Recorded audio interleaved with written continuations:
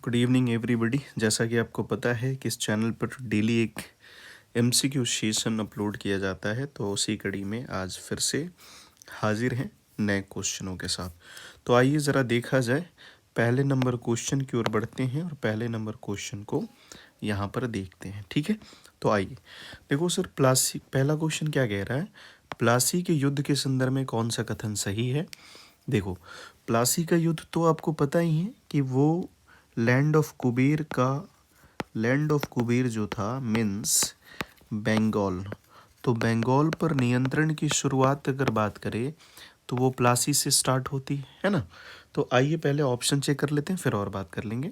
प्लासी के युद्ध निम्नलिखित में से किस कथनों में कौन सा सही है। प्लासी का युद्ध अंग्रेज और अलीवर्दी खां के बीच हुआ था। क्या ये अलीवर्दी खां के बीच हुआ था? नहीं। किसके बीच? तो बैटल ऑफ प्लासी जो हुई थी, वो battle of Plassey British east India company और सिराजुद्दौला के बीच हुई थी, सिराज के बीच। तो पहला स्टेटमेंट गलत है। इस युद्ध में जगत सेठ ने मीर जाफर का समर्थन किया था, सही है। इस लड़ाई के साथ भारत में ब्रिटिश सत्ता की स्थापना की शुरुआत हुई। देखो यहाँ पर अगर बात की जाए ना सर, तीसरे स्टेटमेंट की बात करी जाए तो ब्रिटिश सत्ता की स्थापना की शुरुआत सर बैटल ऑफ प्लासी से है ना। तो यूपीएससी के लिए ये गलत स्टेटमेंट है, लेकिन बीपीएससी या पीसीएस के लिए सही स्टेटमेंट है। समझ रहे हो?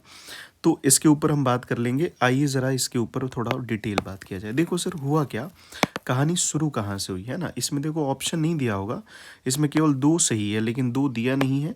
और जब दो नहीं दिया है इसलिए दूसरे और तीसरे पे जाएंगे, तो 2 और 3 हमें दिख रहा है, तो राइट आंसर बी हो रहा है। ठीक है, चलो कमेंट मत कर देना, क्योंकि देखो यहाँ पे मैंने क्लियर करा है ना। चलो थोड़ा सा डिटेल बात कर लेते हैं इसके बारे में। देखो सर, अंग्रेज भारत में जब बाहर से कंट्रोल कर लिए, तो उन्हें अंदर आना था भारत के आंतरिक भागों में। तो उस आंतरिक भागों में अंग्रेज आए कहाँ पर? बंगाल।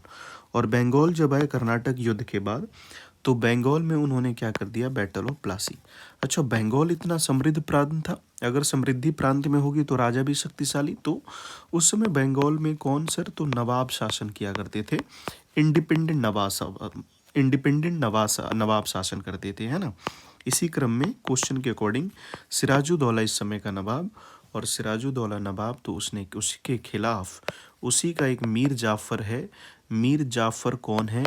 मीर बख्शी है, मतलब सेनापति है। सेनापति को क्या कहा गया? मीर बख्शी, है ना। ये मीर जाफर किसके साथ है? तो ये ब्रिटिश ईस्ट इंडिया कंपनी के साथ है, मीन्स रॉबर्ट क्लाइव के साथ है। और इसी क्लाइव ने लालच देकर क्या कर लिया कि कोलकाता के बैंकर को, जगत सेठ को, अमीर चंद जैसे लोगों को, आपने सुना होगा घसीटी बेगम जैसे लोगों को अपने साइड कर लिया, है ना। तो अपने साइड करके फाइनली सोचो, उसका कमांडर इन चीफ सिराजुद्दौला का भी किसके साइड है? अंग्रेजों के साइड। तो जब ये वॉर होता है 23 जून 1757 को, तो इस वॉर के डिसीजन तो पहले ही डिसाइड है, इसीलिए हिस्टोरियन ने इस वॉर को विश्वासघात की संज्ञा दी है, विट्रायल की संज्ञा दी है। ठीक है। अच्छा, प्लास क्यों कहा गया? क्योंकि आप देखना, प्लासी का युद्ध किस नदी के किनारे है सर? तो भागीरथी नदी के किनारे ये युद्ध हुआ, या भागीरथी नदी के तट पे। प्लास क्यों नाम दिया गया? क्योंकि पलास के फूल बहुत ज़्यादा मात्रा में होते थे, इसलिए इसे प्लासी का नाम दिया गया। ठीक है, चलो निम्नलिखित कथनों में विचार करें और कौन सा कथन सही है। 12 नंबर प्रश्न का राइट आंसर देखते हैं। सुजाउद्दौला सफदर जंग के बाद अवध का नवाब बना। अवध का नवाब कौन? सुजाउद्दौला बना। ठीक है।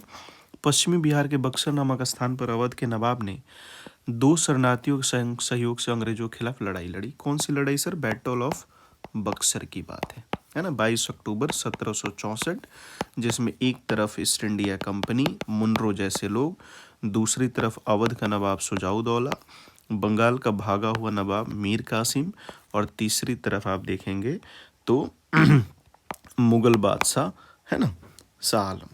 तो इस तरह से 3 लोग थे, और तीनों के खिलाफ कंपनी का ये अभियान, और कंपनी ने इनको बैडली बिटेन कर दिया। तो पहला से ये, दूसरा से ये, मीर जाफर और शाह आलम ने सुजाउद्दौला के यहाँ शरण ली, यही वाली बात है ना। तो तीसरा स्टेटमेंट सही है। इस बैटल ऑफ बक्सर से क्या हुआ सर? तो अंग्रेज भारत नियंत्रण की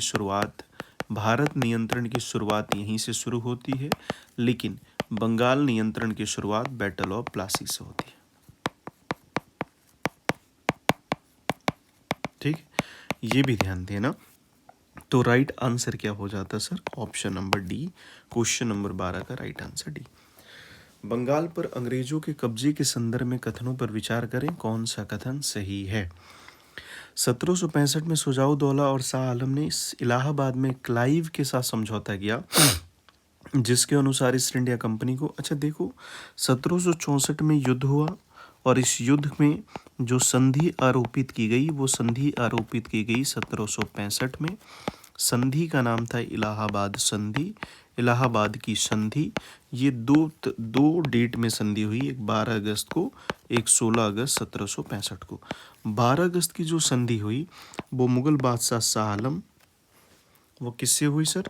तो मुगल बादशाह शाह आलम से, और 16 अगस्त की संधि अवध के नवाब शुजाउद्दौला से। ठीक है, देखो, तो 1765 में शुजाउद्दौला और शाह आलम ने इलाहाबाद में क्लाइव के साथ समझौता किया, जिसके अनुसार ईस्ट इंडिया कंपनी को बंगाल, बिहार की उड़ीसा की दीवानी मिल गई। मुगल बादशाह से बंगाल, बिहार, उड़ीसा की दीवानी ले ली गई। ये सही है। कंपनी ने मुगल बादशाह को हर साल 26 लाख देना मंजूर किया, जिसे वो जल्द ही मुकर गए। मतलब मुगल बादशाह को इन्होंने पेंशन के रूप में 26 लाख देना था, लेकिन वो देने वाले नहीं थे क्योंकि बादशाह की स्थिति कमजोर हो गई थी। ठीक है, प्लासी के युद्ध के बाद बंगाल पर अंग्रेजी नवाब की वास्तविक सत्ता कायम हुई और नवाब उसका कठपुतली बन गया। कैसे? तो सर, जब मीर जाफ़र ने जब हेल्प किया था बैटल ऑफ प्लासी में, तो मीर जाफ़र ने इसलिए हेल्प किया था क्योंकि मीर जाफ़र बंगाल का नवाब बन पाए। तो आपने देखा होगा मीर कासिम के बाद मीर जाफ़र ही नवाब बन रहा है बैटल ऑफ बक्सर के बाद। लेकिन मीर जाफ़र में ध्यान देना, पहला कठपुतली नवाब कौन बना? तो सर पहला कठपुतली नवाब यहाँ पे कौन बन रहा है? यही बन रहा है, समझ रहे? सॉरी, मीर जाफ़र हेल्प कब कर रहा है? सिराजुद्दौला को, सिराजुद्दौला के खिलाफ हेल्प कर रहा है 1757 में, इस लालच से कि वो नवाब बन पाए। और जब बैटल ऑफ बक्सर 1757 के बाद जब स्थिति हुई तो वो मीर जाफ़र की नवाब वाली ही हुई, उसको नवाब का पद गिफ्ट में दिया गया, इसलिए पहला कठपुतली नवाब कौन है? तो मीर जाफ़र। ठीक है सर, चलो राइट आंसर डी हो जाएगा। ब्रिटिश प्रभाव के विस्तार 1765 से 85 के कॉन्टेक्स्ट में कौन सा कथन सही है? इसके ऊपर बात कर लेते हैं। 14 नंबर प्रश्न का राइट आंसर क्या होगा? आरंभ में अंग्रेजों का प्रभाव 3 स्थलों, कलकत्ता, बंबई और मद्रास के आसपास समुद्र तटवर्ती क्षेत्रों तक रहा। ये भी सही है सर, है ना। सन 1765 से 72 तक बंगाल में दोहरी सरकार रही। दोहरी सरकार का मतलब है द्वैध शासन रहा, है ना। देखो, ये खुद ही कह रहा है 7 वर्षों तक रहा, है ना। 2 सत्ताएं शासन कर रही थी, एक नवाब शासन कर रहा था, एक ब्रिटिश ईस्ट इंडिया कंपनी।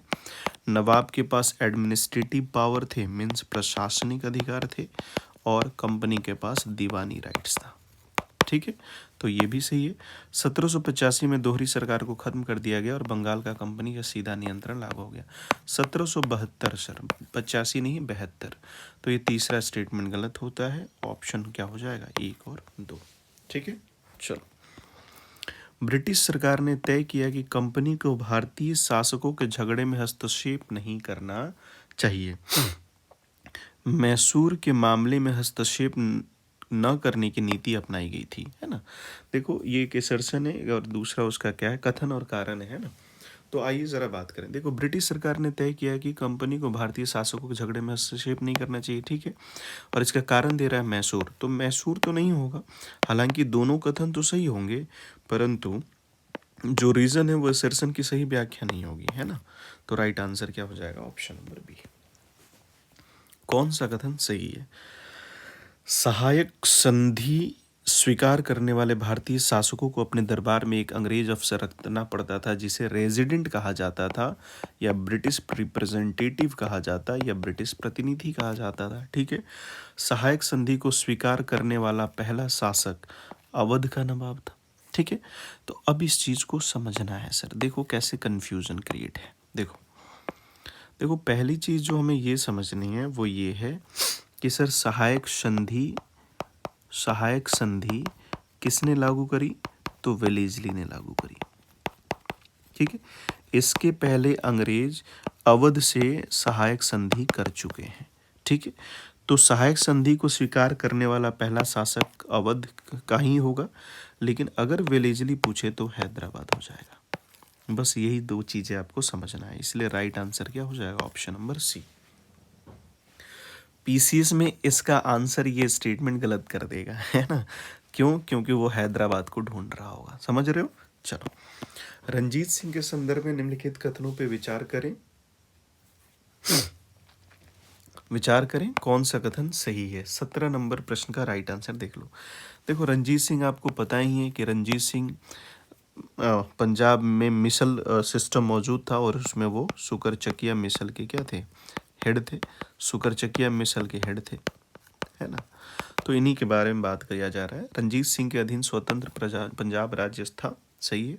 उन्होंने पंजाब में कुशल प्रशासन स्थापित करने का प्रयास किया, ये भी सही है। उन्होंने रंजीत सिंह ने एक मैत्री संधि करी 1809 में, ये भी सही है कि भाई सतलज रिवर के इधर अंग्रेज रहेंगे, इधर हम रहेंगे, है ना। तो ये भी सही है, किसके साथ, तो सर चार्ल्स मेटकॉफ के साथ। तो आंसर इसका भी क्या है, 17 का डी है। देखो नेक्स्ट, 18 अंग्रेजों की पंजाब विजय के संदर्भ में विचार करें कौन सा कथन सही है। देखो, पंजाब विजय अंग्रेजों ने तब तक नहीं किया जब तक रंजीत सिंह की मृत्यु नहीं हो गई। जब रंजीत सिंह की मृत्यु हुई 1839 में, उसके बाद आपको पता ही है कि उनके जो सक्सेसर रहे, जिसमें आपने पढ़ा होगा खड़क सिंह, ननिहाल सिंह और फाइनली दलीप सिंह, है ना, ये सभी इनकैपेबल रहे। और जब इनकैपेबल रहे तो अंग्रेज़ों ने पंजाब में हस्तक्षेप करना स्टार्ट किया, और हस्तक्षेप करने के साथ ही आप देखेंगे एंग्लो सिख वॉर स्टार्ट हो जाता है, जो कि फर्स्ट और सेकंड होता है, जिसमें अंतिम रूप से डलहौजी आता है और डलहौजी पंजाब का विलय 1849 में कर लेता है ना। तो देखो इसके बारे में क्या पूछ रहा है। 18 नंबर क्वेश्चन में कौन सा सही है। 1845 में पहला अंग्रेज सिख युद्ध हुआ और खालसा की हार के साथ ये युद्ध समाप्त हुआ, है ना। 46 1845-46 माना जाता है, 44 से 46, है ना। तो पहला ये सही है। पंजाब पर जिस समय अंग्रेजों का कब्जा हुआ उस समय डलहौजी गवर्नर जनरल था, देखो यहाँ पर, तो ये भी सही है। 1848 में पंजाब में अंग्रेजों के खिलाफ कई विद्रोह हुए और उसके बाद अंग्रेजों सिख युद्ध हुआ, ठीक है। तो ये दूसरे युद्ध की बात कर रहे थे, तो ये भी सही है। राइट आंसर क्या हो जाएगा, ऑप्शन नंबर डी। चलो सर, इतने ही क्वेश्चन है या और भी थे? इतने ही थे। चलो, आज का ये सेशन यहीं ख़त्म करते हैं ना। टोटल हमारे पास 8 ही क्वेश्चन थे आज। तो आप हमें बताइएगा सेशन ये कैसा लगा आपको। फिर मिलेंगे कल नेक्स्ट सेशन के साथ।